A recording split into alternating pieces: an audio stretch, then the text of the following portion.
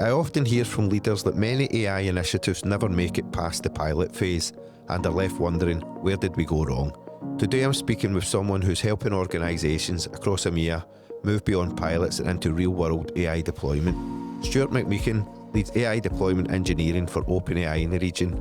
If you're leading a data or AI function or thinking seriously about how to scale capability, build the right team and navigate the reality of modern AI adoption, this conversation is packed with practical lessons for anyone leading AI, data, technology or transformation. You'll leave with ideas you can apply immediately. Before we dive in, don't forget to hit subscribe, whether you're listening or watching on YouTube, so you stay up to date with insights from the people sharing the future of data, analytics and AI. Stuart, welcome to our class act. Let's start with your own journey. You've worked across consultancy, public sector, supply chain. What first pulled you into the world of AI?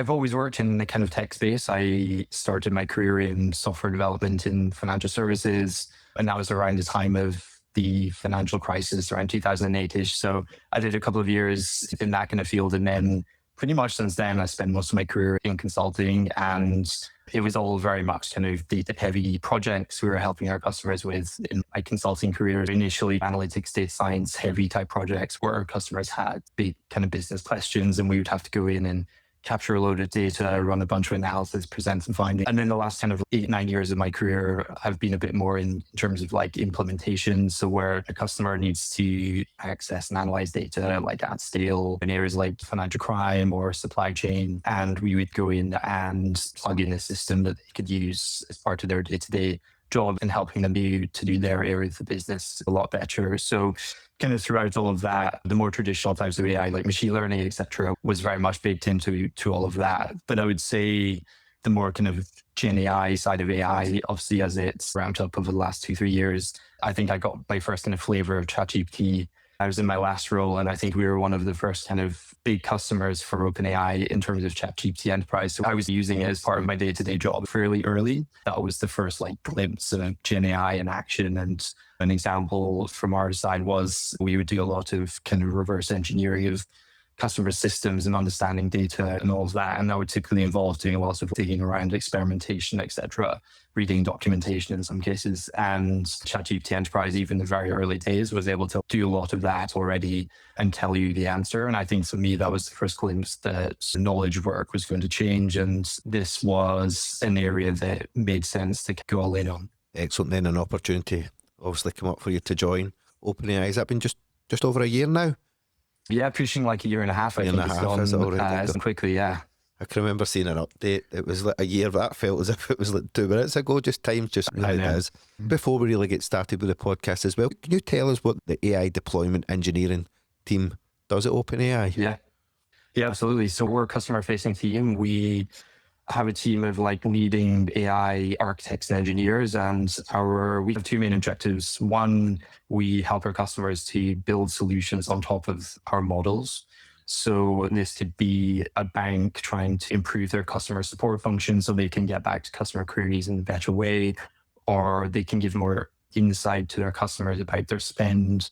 So building that type of solution with our LLM models that we make available to the market through our API, or it could be a company trying to automate part of their back office function, like document processor or something.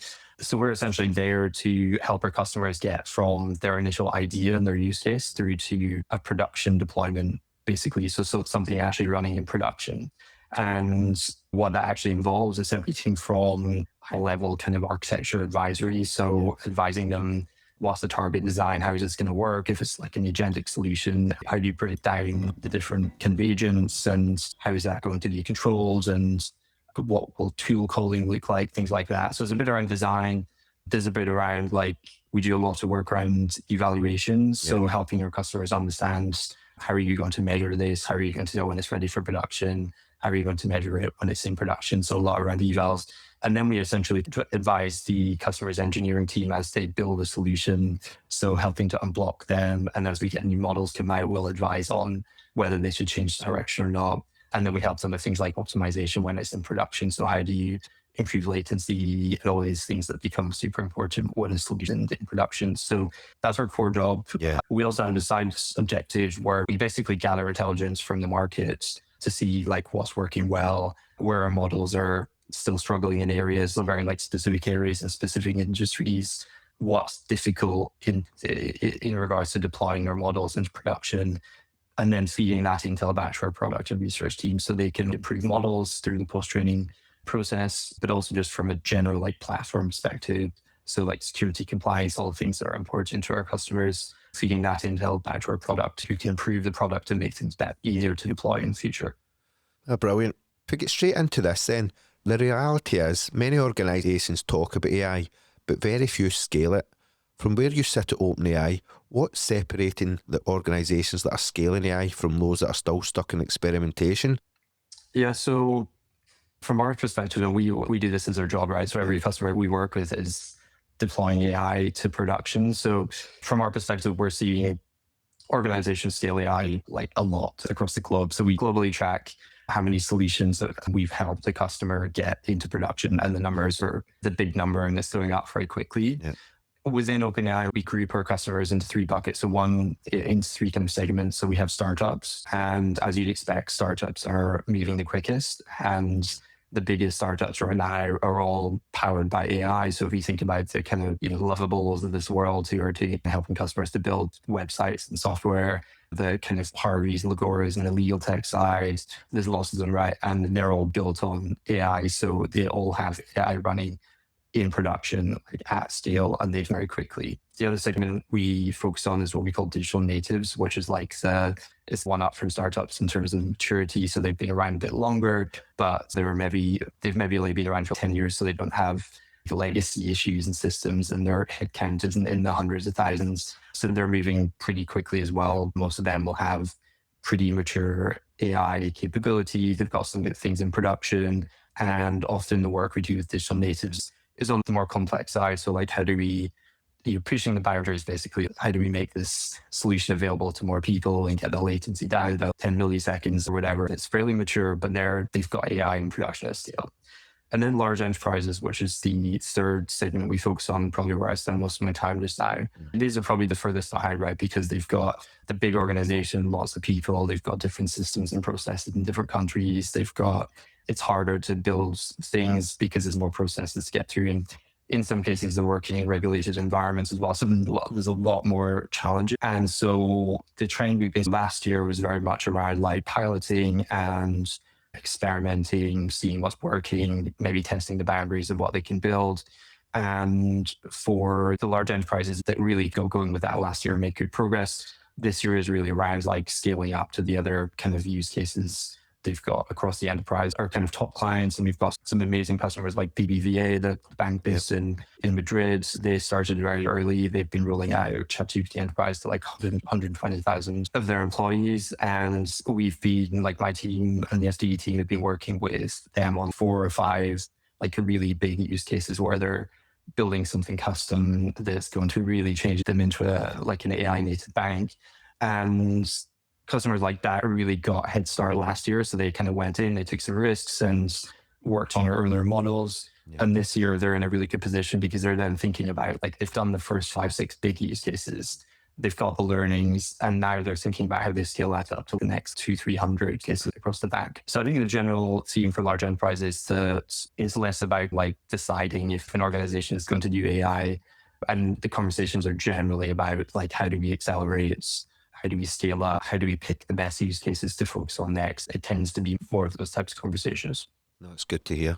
It's good to hear it's really moving along as well. I've still been in some like leadership meetings and like roundtables and stuff where it's that people are still talking about like someone's not logged into a license for 5 weeks and how do we get them to do that. So I love conversations like this where you really hear just a lot's moving in the market. And from your perspective, what are the biggest myths companies still believe when they start exploring AI deployment? I think one would be that it can be deployed like a typical technology project. Yeah. So we've seen some kind of companies in the market who I've kind of almost tried to deploy an AI solution like they would with a traditional piece of software, a big design phase where nothing's being built, but there's lots of like paper and architecture diagrams and things like that. Then there's like big sign-offs around security and architecture.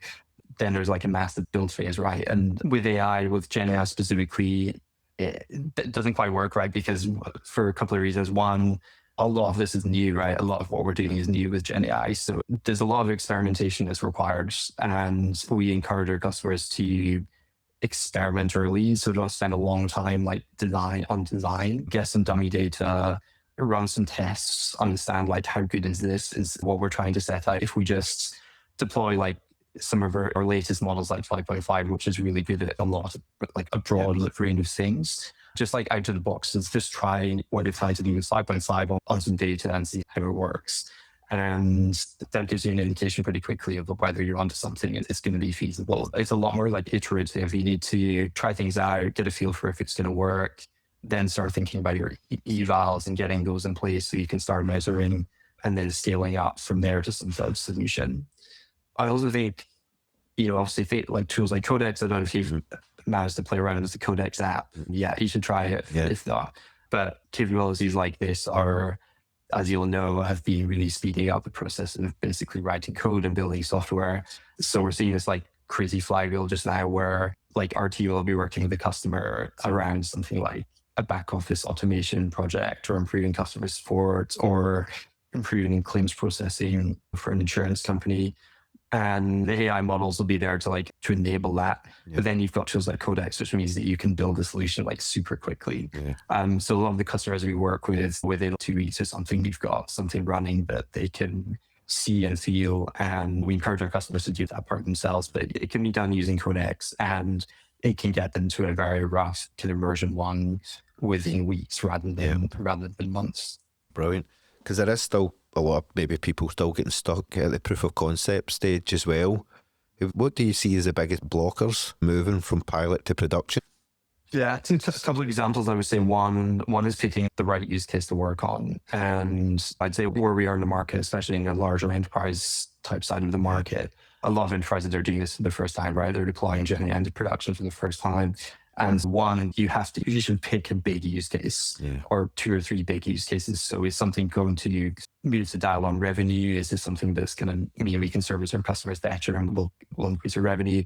Is this something that's going to reduce costs or reduce the process? So again, we can maybe, like a banking example would be getting decisions around products and the risk process and things. Can you do that in shorter periods so you can get better outcomes for your customers? So as like picking a big use case is important for a couple of reasons. One, you kind of need to have pretty senior buy-in and leadership for these projects in this kind of early stages of Gen AI. So if it's a strategic kind of priority for the customer, then you would expect the C-suite to be involved. And that's important because for large enterprises particularly, they're going to have to change some processes. They're going to have to unblock things.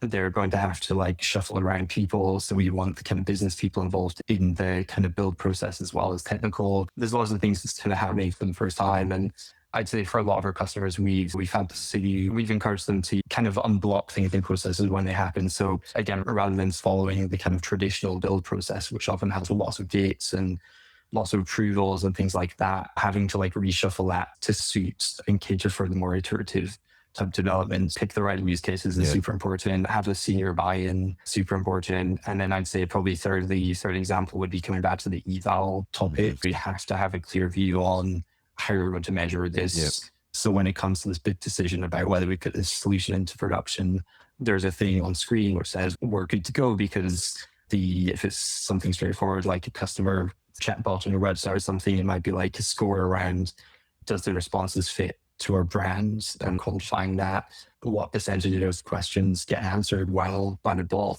The things like this we look at on the dashboard together with our customers before they go to production.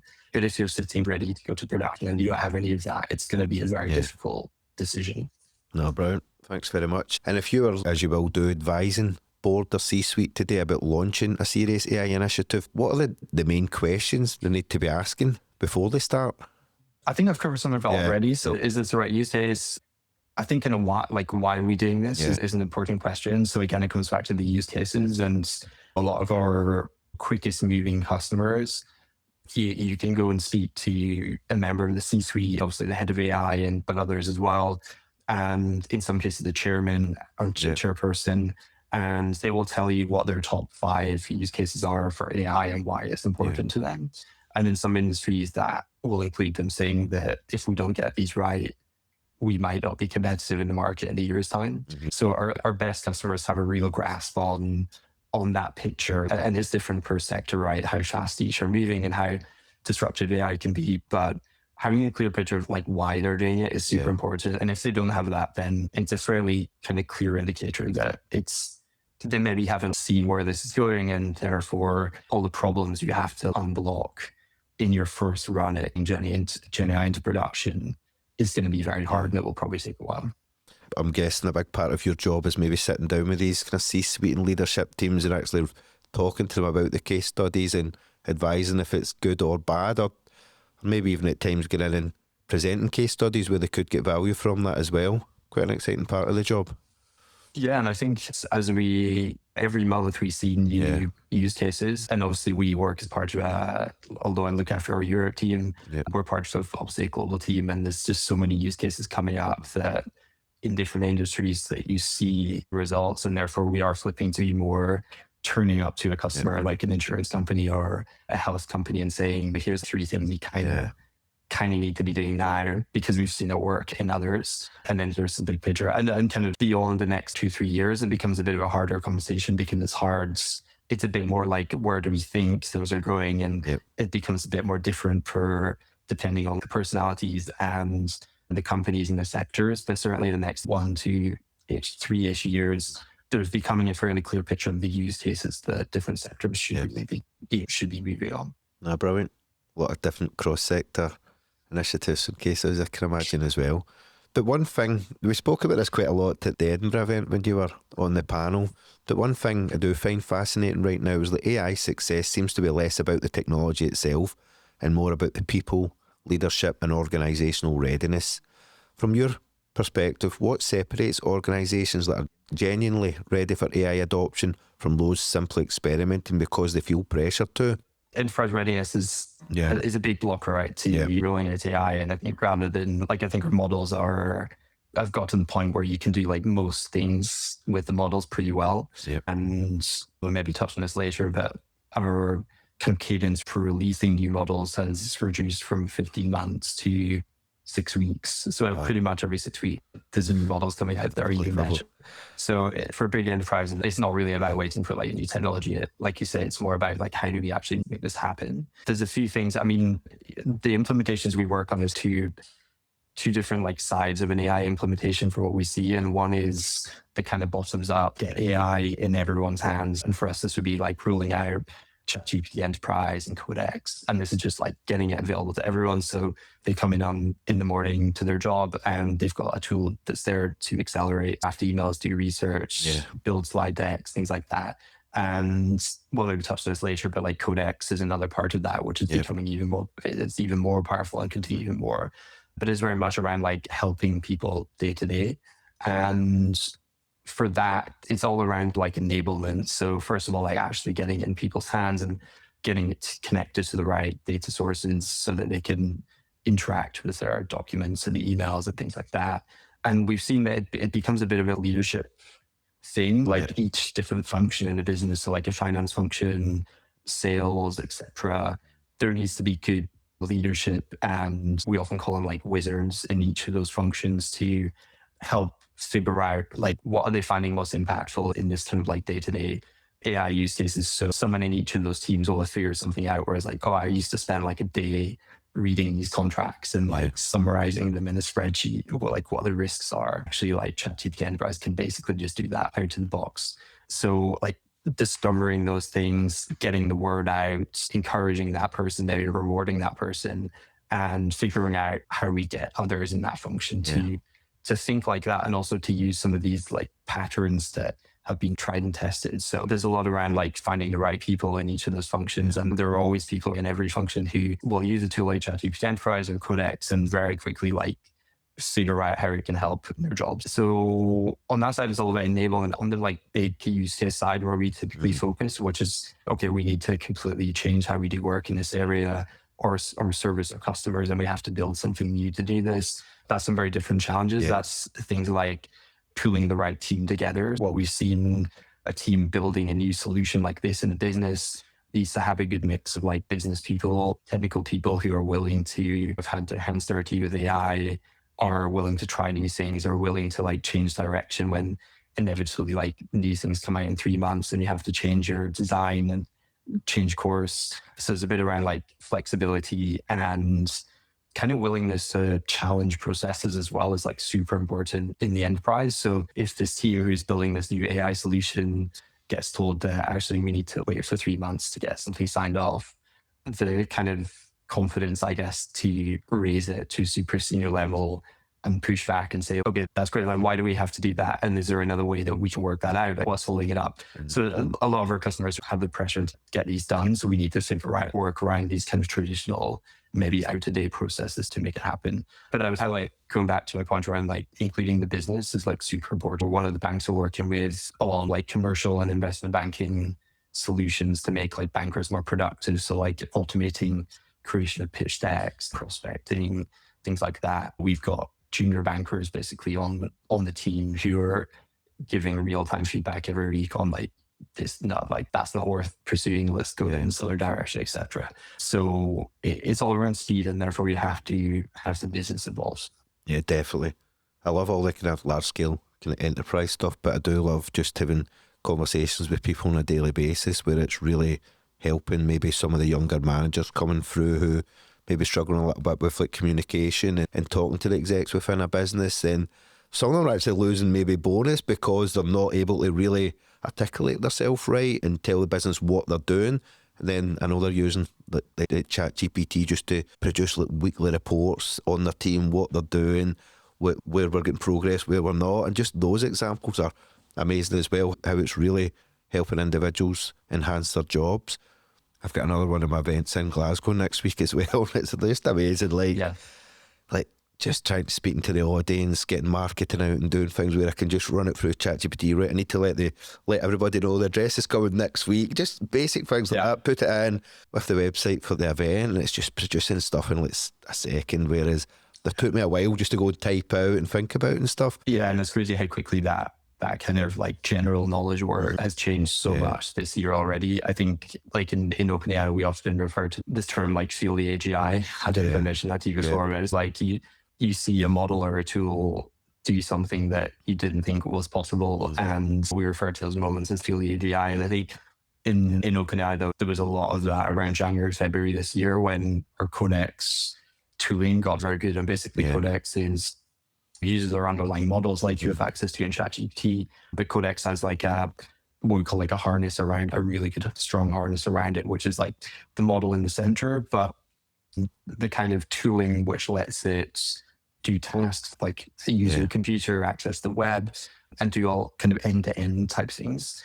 And around January, February, we realized it was just like unbelievable. Basically building spreadsheets, building slide decks. Like our team have gone through a transformation ourselves in the last few months just because of Codex. And so things like building architecture, technical design document diagrams, it does extremely well.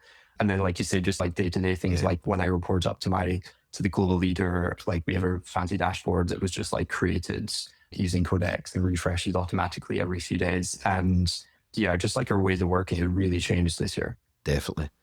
I did a handover with one of my senior consultants last week, but she's an absolute genius at delivery. There's a large scale project with a consultancy, 15 people, so it's volume. So what she's produced over 3 weeks, it's a lot of candidates, a lot of paperwork, a lot of organisation, and she's doing it manually at the moment, basically. So I think as probably a business leader, I've spent a little bit of time with her because I had to, and I've really understood what she's doing, and I know for a fact 90 to 95% of this could all be automated, and it would be amazing for her job, and even it would really change the type of people I would hire into my business moving forward. I'd probably be able to bring in more graduates and trainees and really embed them in the business. Not fascinating. And it's interesting what freeing up time is like a massive priority for a lot of our customers, and some of our customers are like large enterprises are doing things like, I don't know if you've heard about kind of code modernization projects, which a lot of the big banks and others are often doing. And this is where they're taking an old legacy system that might have been written in COBOL or something and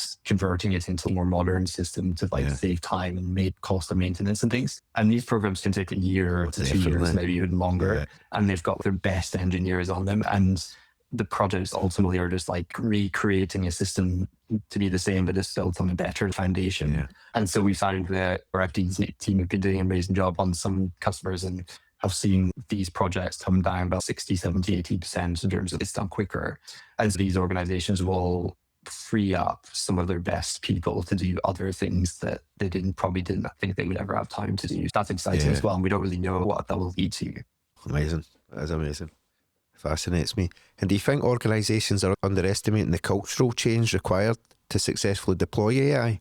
I think possibly last year. I think everyone's been on a learning journey, and we've held a lot of closed door events for customers, like C-suite, head of AI, etc. And a lot of the conversation is just around sharing stories on what's worked well, and going back to my two approaches to AI implementation on the kind of ChatGPT Codex route. It's becoming clear what's working, and it's things like running hackathons within your function, showcasing what's working well, rewarding our people, and then there's some metric monitoring as well. So per part of the business, kind of monitoring using tools like ChatGPT Enterprise or Codex every week versus not, and you start to see which parts of the business are starting to use them well and which aren't. So the culture side is super important. And as we touched on earlier, I think the bigger the organization, the harder it is, just because there's more people, right? And there's more processes as well. I feel like the enterprises that have done the best from what I've seen over the last year or so have been where they've plucked out the people who are for the big use case builds and picking out the people who are kind of get it now. And they figured it out. They know things are changing. They're building quickly. They're using Codex, things like that. Making sure those people are focused on top 4 or 5 initiatives, and then everyone else will follow right over time. It's going to speed up quickly in the next year or two. No, definitely. And this might be quite useful for some people as well, because I know a lot of businesses are they're maybe asking, do we need an entire new AI team, or do we need to evolve the teams that we already have? Do you have a view on that? What you're maybe seeing in the market as well? Different organizations are doing different things, and it's quite interesting. There are a few different kind of capabilities that's needed to make these things happen. And the way I've seen it work really well for some enterprises is where they break down their AI transformation into say 5 or 6 kind of work streams. So one of them might be roll out ChatGPT to everyone in the company, for example, and then they'll have success metrics around it. That there needs to be a team or a small team who are leading that. And that's all around the things we just discussed, right? Enablement, wizards, rewards, things like that. You need a specific team around that. And then the others might be there might be one around turbocharging or software development or engineering functions using AI. And that generally doesn't need a team, right? That's more just a technical group in an enterprise anyway. So that's more about kind of leadership and picking whether you use Codex or something else and getting it in the hands of developers, and then there's some process things that those functions need to do. Then for the big build processes where we're okay, we're going to transform our customer support function using voice models, or we're going to change this back office process that's taken 6 weeks and try and get it down to 3 days. Those need specific project teams, and that will be business, we mentioned, people, AI engineers, etc. And they're generally plucked from across the business, and they will work in a kind of project sprint type team. So I think where I've seen it work really well is not create an AI function and they do everything. It's more about clustering around these initiatives, certainly in the first year or so. And then often in those examples you have more an R&D AI team who are really thinking big pictures in, okay, where might we be in 2 years time? We often work with those types of teams to showcase our new models that's coming out in the next month or two, and they can run testing and things like that. So that's the kind of structure. And I think once an enterprise has got things into production, so maybe they've wrapped up their first 3 big implementations, for example, and it's running in production, I think the way it's probably going is that there's going to be AI capabilities in each function across the business, certainly in the big enterprise. And then there'll be like some sort of centralized AI function, but their job is not necessarily to build everything. It's probably more around releasing like reusable patterns or things like a company might, you don't want an enterprise building like a document processing solution like 100 times in different parts of the enterprise. So they might scope out the different solutions and patterns that are going to be reusable across the organization and lead to charge on that. And then things like methodology, evaluation, like you said, you don't want everyone to have to figure out what an evaluation is like every single time they build something. So these kind of like repeatable patterns, methodologies, maybe the R&D is bundled into there as well. I could see that being like in a more centralized type function. I think that's where things are going, but I think it's still pretty early days. So maybe the kind of future is embedding AI capability directly into every function over time. I think so, yeah. And we mentioned like FDEs, etc. I kind of see a future where you probably have an FDE type person or team in every function, certainly the big functions. And these are the people who are spotting the opportunities, building quickly, prototyping, and where things are working, like getting something into production very quickly, like putting on other capabilities across the organization where needed. But like proper like transformation within each function is probably the way it's going. And I think the cool thing about it, things like ChatGPT Enterprise and Codex, is that day-to-day like work in each of these functions, you can actually do a lot of these complex things in Codex, but the challenge then becomes like, how do you scale that up? So I think where I see things going potentially is that in a typical organization, like someone will stumble upon something within a function just using Codex, where it's like, oh, I just realized you could do this. Like you can build this report or something, like just by feeding it some data and a good prompt and things like that. And then maybe like an FDE or an AI team builds that into a solution because they realize that there's 100 other people in the function who just does that as their day-to-day job. So it's wrapping it up into an actual solution. No, brilliant. So it feels like we're still very early in the AI journey, even with all the noise and investment happening globally. From where you sit at OpenAI, what changes do you think business leaders are still underestimating? I think some enterprises are still underestimating how much AI could transform their business and their industry. A lot of organizations are trying their first use cases and they might be picking with things that are fairly obvious, which makes sense. This thing is taking way too long, so we need to speed it up and we can now do it using a model, or we need to scale up or this sort of function, but we can be hiring 20,000 people. So we can now use models to do this. So there's some almost quick wins, even if they're strategic use cases. It's fairly obvious the use cases that can be picked. But some of our customers are like thinking beyond the next 2-3 years. And we obviously talk about this a lot internally within OpenAI. And I think this is where it starts getting a bit tricky for businesses, and it requires some crazy thinking around, if we assume that even just from an OpenAI perspective, we keep releasing models every 6 weeks, and maybe that comes down to days, who knows? In the future, and you can basically do anything. What does that mean for certain sectors, and what does that mean for us as an organization? So again, going back to something like insurance or banking or something like that, what does a bank look like in 5 years on the retail side? I don't know. My assumption is that I'll be interacting with my bank through like ChatGPT on my phone and asking it to like my assistant to send a payment to someone. The bank's still there, but the way we interact with it as a consumer might be completely different. I think for the enterprises who are maybe still thinking about like, how do we automate this, or how do we scale this thing up? That's amazing, but like need to be thinking about the next 3, 4, 5 years. And I think that's where we see some enterprises maybe underestimate how quickly things can move. Like things are moving very quickly. And so what does that mean for us? I think is sometimes not talked about enough, I think. I always like to ask people that if we could try and think and predict where things will be in the next 5 years, but I just don't think that question's even worthwhile now, because it's just try maybe breaking that down to 3 months or 6 months or 12 months. It's just happening so quick. Everything's really changing, and you try to predict 5 years away, it's just, I think it's impossible at the moment. It's crazy. Really we've had some projects with customers even this year where we set out to do something in January and it was going to take maybe 6-7 months or something, and then Codex came along and this is like pretty change, and then our models got better. Some of the solutions even we've been involved with our customers and completely changed direction because of maybe they've become a lot easier to do, or it's actually you don't need to build something anymore. You can use our new agent functionality in ChatGPT because it's more powerful enough to do it. So I agree. I think it's like syncing in 3 months. Chunks makes sense. Yeah. No, definitely. And one thing I do hear a lot when I'm speaking to people is like AI is moving faster than organizations can adapt. Do you think that's true? In the larger enterprise side, for sure. Yeah.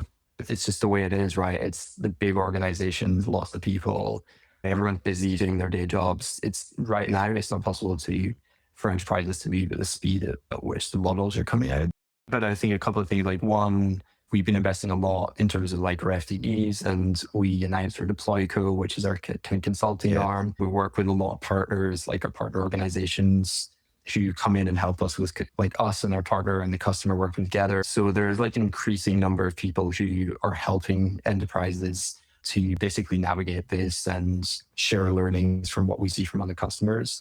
And then there are just like organically like more people in the market who have done a Gen AI implementation. And so like we'll see things move quicker, and also organizations have been changing the processes to cater for this like new type of development. The engineering functions are starting to use tools like Codex so they can build quicker. So we'll see this like flywheel over the next few years where some of the blockers that exist today will largely fall away, I think. And then there are some areas we're trying to tackle as OpenAI with products. As you'll know, like in a large organization, there's a big challenge around like access to systems and data. So you can build this like amazing app, but if it has to connect to four instances of Salesforce and 20 instances of this like other types of systems, which is in some other country and hosted on, it's difficult, right? You can't just do that automatically. And so we've been building some interesting technology which lets you connect and discover data from across the organization in a bit of an easier way. So there's a bit around like product, and we're like figuring out what's the biggest blockers to getting AI deployed and figuring out how we like build a product around it. But then we've also got like the people side, the FDEs, etc., to help on the ground to make things happen. So like everyone's like throwing everything at it, I think. Yeah, definitely. And I was going to cover a little bit about human, like able primarily to enhance human capability, but I think that's been a theme throughout the whole podcast. But where do you think human beings remain irreplaceable regardless of how advanced AI becomes? I think facing roles super important. In like obvious examples would be in like health sector. People want to speak to people, and I think like on the health side, like even just speaking to GPs, for example, I think a lot of people still want to speak to a GP. But if a GP has some sort of like real time co-pilot that's built on intelligence from every single medical case in history, that's giving them real time guidance, like that combination is super powerful. There are certain kind of obvious cases where like human touch is still like super important. I think creative sectors, I think just coming up with, in some cases, like ideas and new strategy, while we can obviously use AI to help with that, I think understanding local markets and what will work well versus what won't, I think the human touch will still be key. And ultimately, like what we've seen is there's still like lots of work to do. This is not getting rid of everyone. A lot of what we've discussed today is challenges that need to be fixed with people. Like, how do we figure this out, and how do we like connect these? There's lots of like things that need people to do. And I think as the capabilities get better and better, I think it'll be interesting to see what humans can do with them. Like you say, what does a recruiter do when actually they don't have to do any admin anymore? Or maybe even do first interviews, you don't need to do them anymore. It's just like a voice model to do them. So what does that mean? You could be speaking to more companies who you might be able to offer your services to, like things like that. We'd hope that people are spending their time on more productive things. And we've seen that ourselves, like in our team is transformed in the last few months, like you mentioned. So we get to spend more time with our customers, like going traveling around, rather than sitting making diagrams and things. So I think humans are still like super key. Brilliant. Which is great. Yeah, definitely. There's a new kind of job title coming in recruitment. It's like some kind of engineering team. Everybody's talking about it, and even smaller firms like recruiters, and they're starting to look at bringing people in to build out the stack and get things moving. So it's not interesting. But finally, if we were sitting here in 2030, looking back, what do you think people will say we completely underestimated about this moment in AI? I think probably like the speed at which things are moving. Even within OpenAI, And we're seeing kind of things play out in real time, and we see what's coming up in the next month to 2 months, 3 months. I think like I'm still often surprised and have to take a second sometimes just to be like, what, like things are moving very quickly. And so even just thinking where we might be by Christmas, I think there'll be stuff we can do that we can't do now.